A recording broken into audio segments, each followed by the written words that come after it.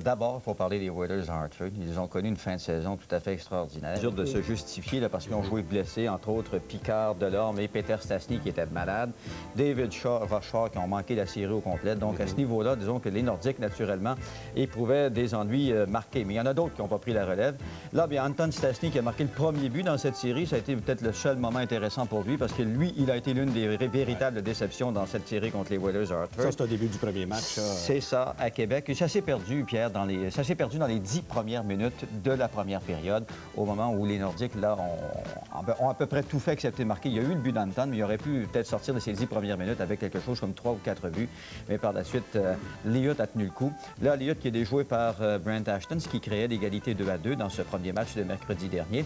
Et ce but a envoyé les deux clubs en prolongation. Mais dès le départ, dans cette prolongation, les Oilers se sont imposés. Et tu vas voir de quelle façon Sylvain Turgeon va pouvoir sortir du coin de la patinoire. Par la suite, c'est Goulet qui tente de le mettre en échec, mais comme on a pu voir, ce fut strictement une tentative et le tir précis de Sylvain Turgeon qui a fait la différence. Et inutile de dire qu'à déjà à ce moment-là, eh bien, les Oilers étaient absolument confiants. Les Oilers étaient transportés par leur choc, ils ne pouvaient absolument rien. Là, il y aura 2 buts consécutifs de Paul McDermott et 7 tirs de McDermott dans le haut du filet. D'accord, ça paraissait peut-être pas voilé, mais il y avait quand même de la moutarde sur ce lancer et de la façon aussi dont tout se déroulait.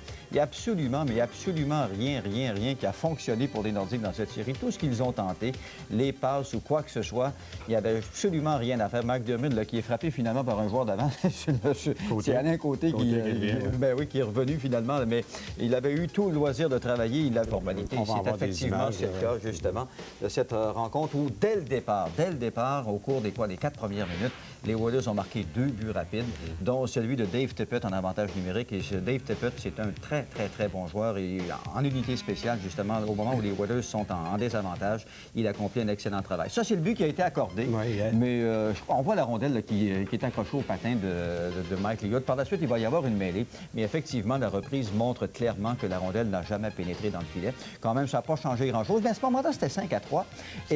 Mais tout de suite après, Ron Hogarth, des fois que les arbitres, pour peut-être compenser pour une mauvaise décision ou quelque chose du genre, il a donné 2 punitions. Les arbitres, voyons donc. Il a donné 2 punitions sur le même jeu aux Nordiques, donc instantanément, avantage de 2 hommes aux Oilers à Hartford, et ça n'a pas été long, ça s'est fait très rapidement. Regarde la façon dont John Allison se promène devant le filet de Mario Gosselin. 2 buts, 4 passes. 2 buts, 4 passes. On n'y a pas touché trop. Non. Effectivement, quand John Anderson est frappé, il devient beaucoup moins efficace. Mais quand il a tout le loisir de se promener sur la patinoire, bien, comme quantité de joueurs à ce moment-là, il peut être mortel pour une autre équipe.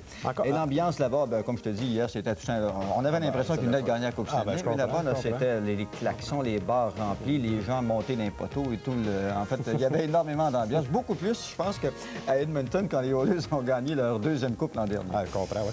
As-tu l'impression, Denis, quasiment en conclusion, qu'il va y avoir des changements cet été? Quand je parle de changements, je parle à des gars clés. Là. Il y en a qui affirment que peut-être que Dale Hunter ne sera pas à Québec.